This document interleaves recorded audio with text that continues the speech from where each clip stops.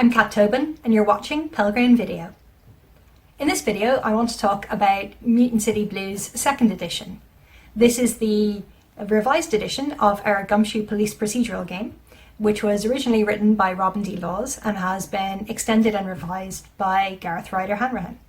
It's currently available in PDF format from our web store at pelgranepress.com and also from DriveThruRPG, and you can pre-order the print book from our web store as well. It's the print book actually that I wanted to talk to you specifically about in this video because we very recently got through the final proofs from the printer to approve before the print run goes to production. I thought it might be interesting for you to see the process of assembling a print proof, or the various bits and pieces that we get as a print proof to approve before we get the final books. So the first thing that I wanted to show you is the cover. So we get two different types of cover files. You can see this first one has all of the different color ratings along the side, and this is an untrimmed version. So you'll see here that what I usually do is I fold in where all of the fold lines are so that I can make sure that it's cropped properly, and also that the spine, for example, is matching up to where I expect it to be. So you can see there in the middle, it's got these two little lines for the spine. I haven't done a video like this before, so apologies. So the two little lines of the spine are there, and they should align with the text, with the spine block on the image. So that's what the final cover is going to look like. And then what we've got next is the actual trimmed cover. So with this one, we can just make sure that when it's cropped off, it's not cutting off any necessary details in the image. And again, it's all lining up really nicely in how we would expect along all of the sides. This is, again, you can kind of see it's the glossy paper that we usually have for our covers. So it's really catching the light here. The third element that I wanted to talk about is what are called the Endpapers. So you can see here I've got two different sets of them. I have these front ones and also the back ones. So the Endpapers are what are attached to the cover.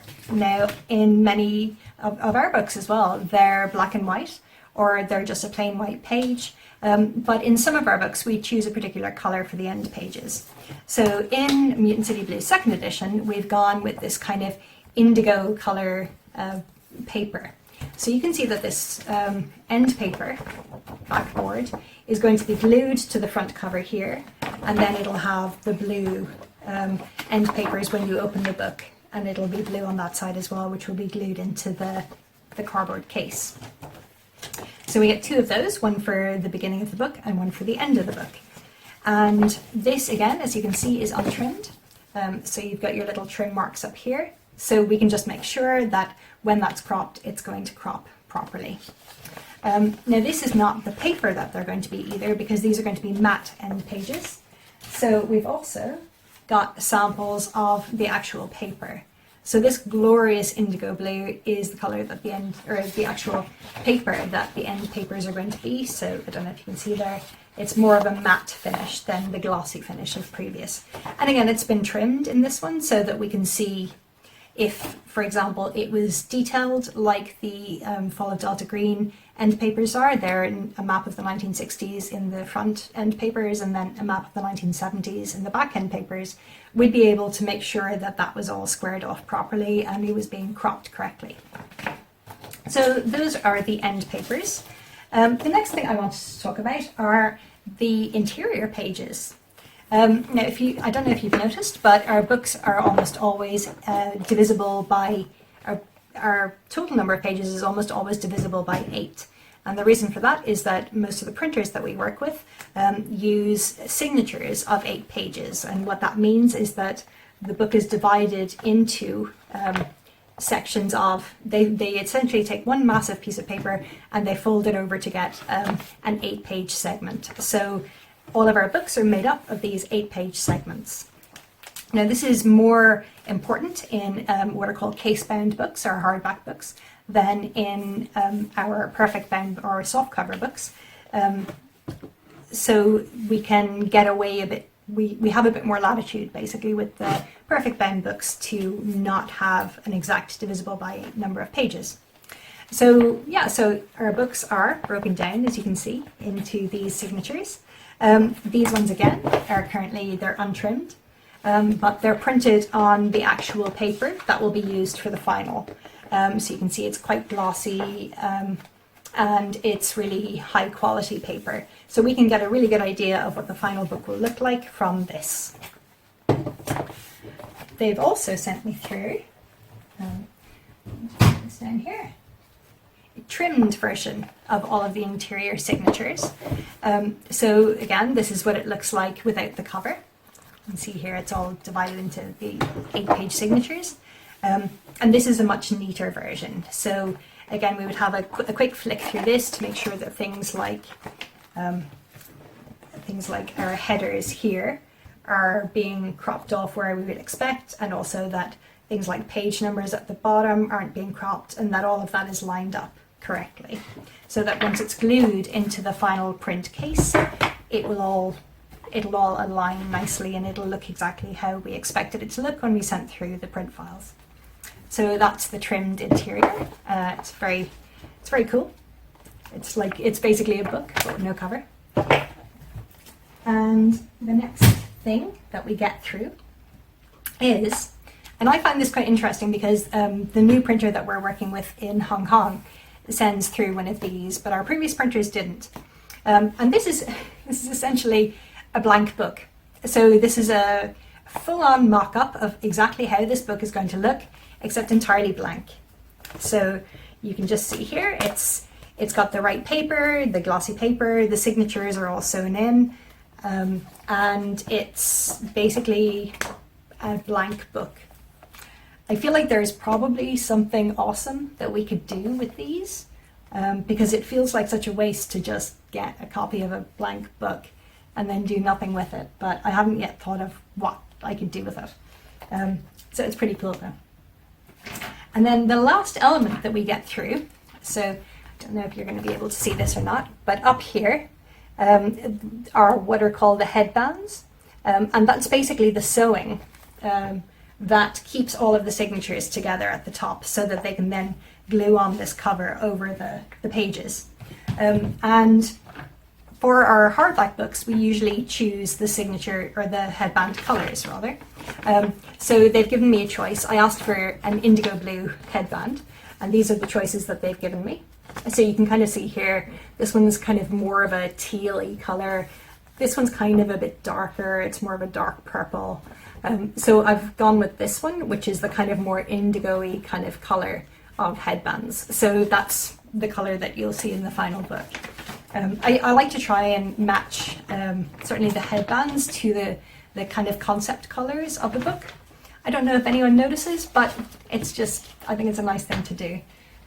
So for example, in the Dracula dossier, the director's handbook, the headbands are black and red, and I really like that. I think it's cool. It's like such a massive like geek printing nerd, right?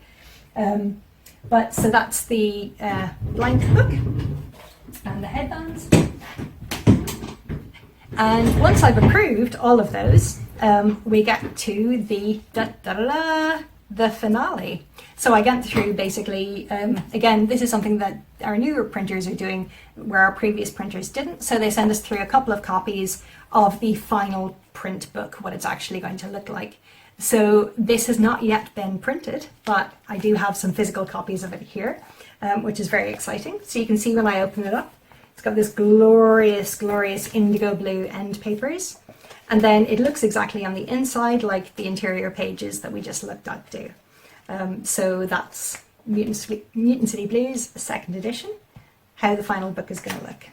And again, if you go to the end, it's got that same glorious blue. And if you look at the headband, again, I don't know if you're going to be able to see this, you can see here, it's that same lovely indigo blue of the end papers. So it's kind of matching that. So it just gives a kind of a consistency, I think, to the whole thing. So I'm really happy with how this has turned out. It's a really, really stunning book. And it's also a really fantastic extension to the core Mutant City Blues rules.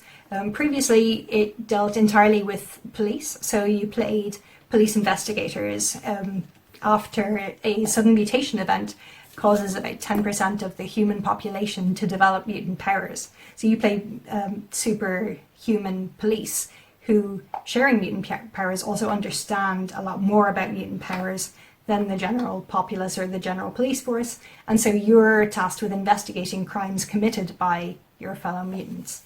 And what Gareth's done in the expansion of it in this second edition is he's added in new rules for playing solo investigators, so more of the kind of the Jessica Jones style of narrative rather than the actual direct police procedural.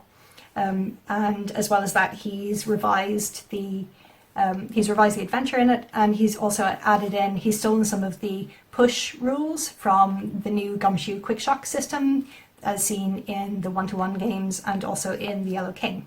So he's kind of taken some of the newer GUMSHOE tech and kind of integrated it into the existing GUMSHOE game of Mutant City Blues in a really quite elegant way. So this, as I mentioned, you can buy the PDF in our web store and also on DriveThruRPG right now.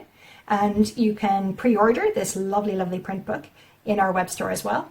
It'll be shipping out to pre-orders. I've basically, now that I've seen it, I've approved the print. So it's going to be shipping out to pre-orders in mid to late June, and it should be available in your friendly local game store from August. This is Kat Tobin, and you've been watching Pelgrane Video.